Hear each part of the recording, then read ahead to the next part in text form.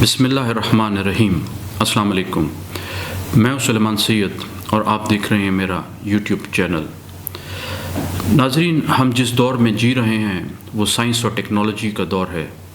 آج سے 1400 سال پہلے جب قرآن کریم نازل کیا گیا تو وہ پوئٹری کا اور لٹریچر کا دور تھا۔ سائنس کا یہ دور میٹیریلزم کا دور ہے، اور لوگ یہ سمجھتے ہیں کہ میٹر، انرجی اور لاز آف نیچر ہی ہیں جو ایگزسٹ کرتے ہیں۔ خاص طور پر جب وہ سائنس کی ایڈوانسمنٹس کو دیکھتے ہیں، اس کی ڈسکوریز کو دیکھتے ہیں، تو وہ یہ سمجھتے ہیں کہ اس میں خدا کی کوئی ضرورت یا جگہ موجود نہیں ہے۔ اسلام کا پرسپیکٹیو اس معاملے میں ڈیفرنٹ ہے، اس کا آؤٹ لک ڈیفرنٹ طریقے سے دیکھتا ہے۔ قرآن مجید ایک ڈیفرنٹ آؤٹ لک پیش کرتا ہے۔ وہ بتاتا ہے کہ اس کائنات کا آتھر اس کتاب کا بھی آتھر ہے، اور اپنے آپ کو ریویل کرتا ہے، اور وہی کلام جو اللہ تعالیٰ کا ہے وہ اس کائنات میں ہمیں نظر آتا ہے۔ اللہ تعالیٰ نے قرآن کریم میں ایک آیت اتاری ہے، اِنَّا نَحْنُ نَزَّلْنَا الذِّکْرَ وَإِنَّا لَهُ لَحَافِظُونَ۔ ہم نے ایک کتاب نصیحت اتاری ہے اور ہم ہی اس کے نگہبان ہیں، ہم ہی اس کی حفاظت کریں گے۔ ناظرین کرام، قرآن کریم فل آف میریکلز ہے۔ قرآن کریم اٹ سیلف ایک میریکل ہے۔ 1400 سال میں آج تک اس کی کسی ایک آیت میں کوئی تحریف یا چینج نہیں ہوئی۔ اللہ تعالیٰ نے اس کی حفاظت کا ذمہ اپنے ذمہ لیا تھا۔ اگر ہم نیکڈ آئی سے اس کائنات کو دیکھیں تو یہ ہمیں اسٹیٹک اور نان موونگ نظر آتی ہے۔ یہ 20ویں صدی کے آغاز میں ہی معلوم ہوا کہ یہ کائنات اسٹیٹک نہیں ہے، اور یہ سب باتیں ہمیں قرآن کریم 1400 سال پہلے بتا چکا ہے۔ ناظرین، قدیم تاریخ سے لوگ یہی سمجھتے چلے آ رہے تھے کہ سورج دنیا کے گرد چکر لگاتا ہے، طلوع ہوتا ہے اور غروب ہو جاتا ہے۔ پھر کوپرنیک، گلیلیو اور کیپلر نے ڈسکور کیا کہ زمین سورج کے گرد گھومتی ہے، جبکہ سورج فکسڈ ہے، اسٹیٹک ہے۔ یہ دریافت نہایت اہم تھی جب تک یہ معلوم نہیں ہوا کہ سورج بھی اپنے مدار میں گھومتا ہے۔ پھر نہایت طاقتور ٹیلیسکوپ کی دریافت سے معلوم ہوا کہ ہماری دنیا سورج کی گرد گھوم رہی ہے، اور سورج بھی اپنے مدار میں گھوم رہا ہے اپنے سولر ایپیکس کی طرف۔ یہ فیکٹس قرآن میں 1400 سال پہلے بتا دیے گئے تھے۔ اللہ تعالیٰ سورہ یاسین میں فرماتے ہیں، وَالشَّمْسُ تَجْرِی لِمُسْتَقَرٍّ لَہَا ذَلِکَ تَقْدِیرُ الْعَزِیزِ الْعَلِیمِ۔ اور سورج اپنے مقررہ راستے پر چلتا رہتا ہے، یہ خدائے غالب اور دانا کا مقرر کیا ہوا اندازہ ہے۔ یہ نہ تو سورج سے ہی ہو سکتا ہے کہ چاند کو جا پکڑے، اور نہ ہی رات دن سے پہلے آ سکتی ہے۔ سب اپنے اپنے دائرے میں تیر رہے ہیں۔ یہ ثابت کرتی ہیں کہ قرآن اللہ تعالیٰ کی کتاب ہے۔ سورہ صفات آیت نمبر 5 میں اللہ تعالیٰ فرماتے ہیں کہ رب السماوات والارض وما بینہما ورب المشارق، جو آسمانوں اور زمین اور جو چیزیں ان میں ہے سب کا مالک ہے، اور سورج کے طلوع ہونے کے مقامات کا بھی مالک ہے۔ یہاں پہ ہم دیکھتے ہیں کہ مشرق کی بجائے اللہ تعالیٰ نے پلورل ایسٹ یعنی کہ مشارق کا ذکر کیا ہے۔ اس آیت سے یہ آیا ہے کہ وہ لارڈ آف دا ایسٹ ہے، کہ سورج جو ہے وہ ایک سے زیادہ رائزنگ پوائنٹس رکھتا ہے، یعنی مختلف جگہوں سے وہ طلوع ہوتا ہے روزانہ، اور مختلف جگہ پہ غروب ہوتا ہے۔ یہ طلوع اور غروب کائنات کے مختلف مقامات یا پوائنٹس سے ہوتے ہیں، یعنی ستارے اور سیارے جو اپنے مداروں میں گھوم رہے ہیں دوبارہ اس نقطے سے نہیں گزرتے جہاں سے وہ پریویسلی گزرے تھے۔ دنیا کے ہر حصے میں ہم دیکھتے ہیں کہ مارننگ ٹائم مختلف ہوتا ہے، سورج بھی وہی ہے، دنیا بھی وہی ہے، لیکن سپیس میں ان کی پلیس ہمیشہ مختلف ہوتی ہے۔ اس کتاب کے بارے میں سوچئے جو ایک سائنس کے ایسے فیکٹ کے بارے میں بتاتی ہے جو صرف 100 سال پہلے دریافت ہوا، جبکہ اس کتاب میں 1400 سال پہلے بتا دیا گیا تھا۔ اور اس انسان کے بارے میں بھی سوچئے جس نے وہ سب کچھ بتا دیا 1400 سال پہلے جو سائنس اب بتا رہی ہے۔ کوئی سوچ سکتا ہے کہ یہ ڈیوائن بک نہیں ہے، اور اس کے بتانے والا ایک عام انسان نہیں بلکہ ایک ایکسٹرا آرڈینری انسان ہے جو خدا کا نبی اور رسول ہے صلی اللہ علیہ وسلم۔ قرآن نے 1400 سال پہلے بتا دیا تھا کہ یونیورس از ایکسپینڈنگ، اور اللہ تعالیٰ فرماتے ہیں سورہ زاریات میں کہ اور آسمانوں کو ہم ہی نے ہاتھوں سے بنایا ہے، اور ہم ہی اس کو وسعت دینے والے ہیں۔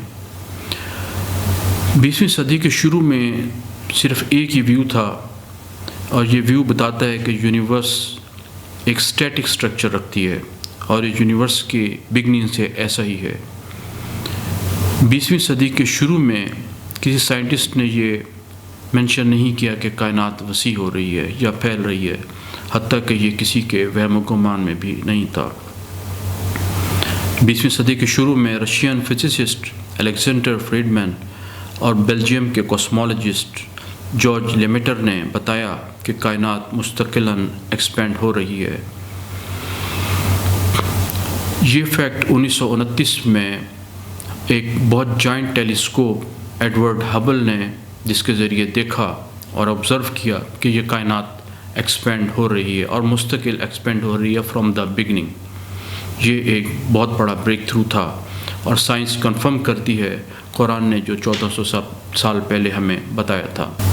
ناظرین، اہم نقطہ یہ ہے کہ قرآن کریم کوئی سائنس اور ٹیکنالوجی یا کوسمولوجی اسٹرانومی کی کتاب نہیں ہے، بلکہ یہ سائنس کی کتاب ہے۔ قرآن کریم میں 6000 سے زائد آیات ہیں، اور ان میں سے 1000 آیات سائنس سے ریلیٹڈ میٹرز کو ڈسکس کرتی ہیں۔ یہ ایک اسپریچول اینڈ مورل گائیڈ ہے جس میں ایڈوائسز ہیں، احکامات ہیں، سٹوریز اور لیسنز ہیں، اور ہم جانتے ہیں کہ عربی زبان ایک بہترین ایلوکوینٹ لینگویج ہے جو انکریڈیبل ڈیپتھ کو ڈیلیور کرتی ہے اور پریسیشن کم سے کم الفاظ کے ساتھ۔ اللہ تعالیٰ فرماتے ہیں کہ افلا یتدبرون القرآن، بھلا یہ لوگ قرآن میں غور کیوں نہیں کرتے؟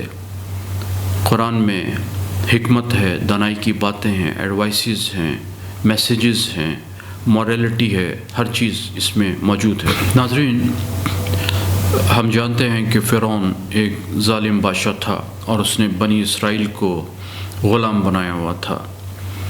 قرآن کریم فرعون رمسیس II کی موت کے بارے میں یہ کہتا ہے کہ نہ تو آسمان کو اور نہ ہی زمین کو رونا آیا، اور نہ ہی ان کو مہلت دی گئی۔ ہم دیکھتے ہیں کہ قرآن اس ٹیکسٹ کے بارے میں ہی کہتا ہے اور اس کو کوٹ کرتا ہے۔ حیران کن بات یہ ہے کہ فرعونیہ کی یہ لینگویج سینکڑوں سال سے غائب تھی، اور صرف کچھ عرصہ پہلے 18ویں صدی میں روزیٹا سٹون کی دریافت کے بعد یہ عبارت سامنے آئی۔ ناظرین، 1976 میں فرانس کے صدر نے اپنے کاؤنٹر پارٹ مصر کے صدر انور سادات کو یہ کنونس کیا کہ فرعون کی ممی کو، رمسیس II کی ممی کو فرانس میں ریسٹوریشن کے لیے اور کیئر کے لیے عارضی طور پر بھیج دیا جائے۔ فرانس کے صدر نے ان کو یقین دلایا کہ فرعون کو بادشاہوں والا سٹیٹس دیا جائے گا، پروٹوکول دیا جائے گا۔ فرانس کے قانون کے مطابق کوئی بھی شخص فرانس میں بغیر پاسپورٹ کے داخل نہیں ہو سکتا۔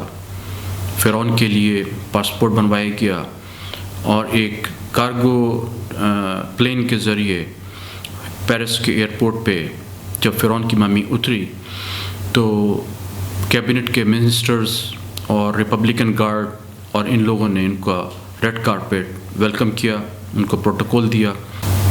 ڈاکٹر موریس بوکائل جو اس وقت بہت بڑے سرجن اور ایک سائنٹسٹ تھے، ان کو اس پروجیکٹ کا انچارج بنایا گیا جو فرعون کی ممی کی ریسٹوریشن کرے گا۔ جب ان کی ریسٹوریشن کا کام جاری تھا تو ڈاکٹر بوکائل یہ سوچ رہے تھے کہ فرعون کی موت کیسے ہوئی۔ انہوں نے انالائز کرنے کے بعد یہ دیکھا، آبزرو کرنے کے بعد یہ دیکھا کہ فرعون کی ممی پہ نمک کے ذرات موجود ہیں۔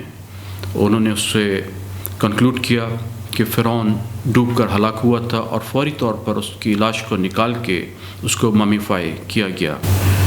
ڈاکٹر بوکائل یہ سوچنے پر مجبور تھا کہ باقی ممیز کے مقابلے میں اس فرعون کی ممی یعنی کہ رمسیس II کی ممی اس قدر انٹیکٹ اور اتنی بہترین حالت میں کیسے ہے۔ وہ اپنی رپورٹ لکھ رہا تھا تو اس کے ایک فیلو ڈاکٹر نے اس کو بتایا کہ ہم مسلمانوں کی مقدس کتاب میں، قرآن کریم میں یہ بتا دیا گیا ہے آلریڈی 1400 سال پہلے کہ فرعون ڈوب کر ہلاک ہوگا اور اس کی لاش کو پریزرو کیا جائے گا۔ ڈاکٹر بوکائل نے اس سے انکار کیا کہ ماڈرن سوفسٹیکیٹڈ ایکوپمنٹس کے بغیر کیسے کوئی انسان اس نتیجے پہ پہنچ سکتا ہے اور اس بارے میں بتا سکتا ہے۔ فرعون کی ممی کو شیشے کے تابوت میں واپس مصر بھیج دیا گیا اور ڈاکٹر مورس بکائل نے سعودی عرب کے لیے اپنا بیگ تیار کیا۔ جب وہ سعودی عرب میں اس کانفرنس میں شرکت کے لیے پہنچے جس میں سینکڑوں کی تعداد میں مسلم اسکالرز موجود تھے، تو انہوں نے وہاں پہ اپنا مقالہ پڑھا اور بتایا کہ فرعون کی موت کیسے ہوئی تھی اور اس کو کس طرح سے پریزرو کیا گیا۔ تو ایک فیرو ڈاکٹر نے قرآن کھول کر اس کی آیت، تو آج ہم تیرے بدن کو دریا سے نکال لیں گے تاکہ تو آنے والوں کے لیے عبرت ہو، اور بہت سے لوگ ہماری نشانیوں سے بے خبر ہیں۔ یہ آیت سنتے ہی ڈاکٹر بکائل ایکسائٹمنٹ میں کھڑے ہو گئے اور شرکاء کے سامنے شہادت پیش کی، اسلام کو قبول کرتا ہوں اور اس قرآن پر بلیو کرتا ہوں۔ کنورٹ ہونے کے 10 سال تک ڈاکٹر بکائل نے اپنے آپ کو وقف کیا یہ ثابت کرنے کے لیے کہ قرآن میں جو بھی سائنٹیفک فیکٹس بیان کیے گئے ہیں وہ کنسسٹنٹ ہیں اور ماڈرن سائنس کے ساتھ میچ کرتے ہیں۔ ناظرین، اسلام میں فیتھ بلائنڈ نہیں ہے، بلکہ ہم نالج اور ریشنیلٹی کی بیس پہ ہم نے اپنا عقیدہ قائم کیا ہے، اور ہر چیز ریشنل ہے، اور اللہ رب العزت کے فضل و کرم سے ہر چیز آج سائنس کے ذریعے پروف ہو رہی ہے۔ قرآن مجید میں ایک صورت ہے الحدید یعنی آئرن، لوہا۔ اس کی آیت نمبر 25 میں اللہ تعالیٰ فرماتے ہیں کہ ہم نے لوہا بھیجا جس کے اندر بہت طاقت ہے اور انسانیت کے لیے بہت سے فائدے بھی۔ ورڈ انزلنا کا مطلب یہ ہے کہ ہم نے نازل کیا۔ اگر ہم ویسے دیکھیں تو لوہے کو ہم زمین سے ڈگ آؤٹ کرتے ہیں، لیکن اللہ تعالیٰ نے قرآن کریم میں انزلنا کا لفظ یوز کیا ہے، یعنی کہ اس کو ہم نے آسمان سے نازل کیا۔ لوہے کی فارمیشن ایسی ہے کہ یہ زمین میں پیدا نہیں ہوا اور نہ ہی یہ سورج میں پیدا ہو سکتا ہے۔ اس کے لیے نووا یا سپر نووا ایک بگ سٹار ریکوائرڈ تھا جو ایک ملینز آف ڈگریز کے ٹیمپریچر پہ جہاں پہ لوہا پیدا ہوا، اور جب یہ برسٹ ہوا تو پوری اسپیس میں یہ آئرن جو ہے یہ پہنچا، اور زمین پر بھی اسی طرح یہ آسمان سے نازل ہوا۔ اسٹرانومی میں ہم دیکھتے ہیں کہ بگ بینگ تھیوری یہ بتاتی ہے کہ یہ کائنات ایک سنگل پوائنٹ سے وجود میں آئی اور ستاروں اور گلیکسیز میں ایکسپینڈ ہوتی چلی گئی، جیسا کہ آج ہم جانتے ہیں۔ اس تھیوری سے پہلے قرآن مجید یہ کہتا ہے کہ سورہ انبیاء میں، کیا کافروں نے نہیں دیکھا کہ آسمان اور زمین دونوں ملے ہوئے تھے تو ہم نے جدا جدا کر دیا، اور تمام جاندار چیزیں ہم نے پانی سے بنائیں، پھر یہ لوگ ایمان کیوں نہیں لاتے؟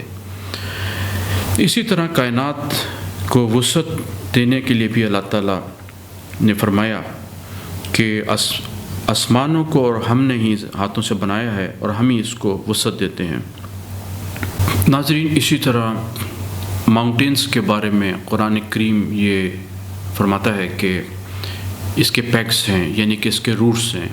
ہم دیکھتے ہیں کہ ہمالیاز کے جو ہائیسٹ پوائنٹس ہیں وہ 8.8 کلومیٹرز ہے جو زمین کے اوپر ہے۔ زمین سے نیچے سینکڑوں کلومیٹر تک اس کی جڑیں یا اس کے روٹس ہیں یا اس کے پیکس ہیں۔ قرآن کریم نے صدیوں پہلے یہ بتا دیا تھا۔ ناظرین، قرآن کریم میں سینکڑوں کی تعداد میں معجزات ہیں۔ معجزات وہ ہوتے ہیں جن کو انسانی عقل آسانی سے قبول نہ کرے، جو انسان کی دسترس سے باہر ہو، سپر نیچرل ہو، اور کوئی سپر نیچرل پاورز اس کو پرفارم کر رہی ہو۔ ان سینکڑوں معجزات میں سے چند ایک ہم نے آج بیان کیے ہیں، چند ایک کے بارے میں بعد میں انشاءاللہ بات ہوگی۔ اجازت دیجیے، اللہ حافظ۔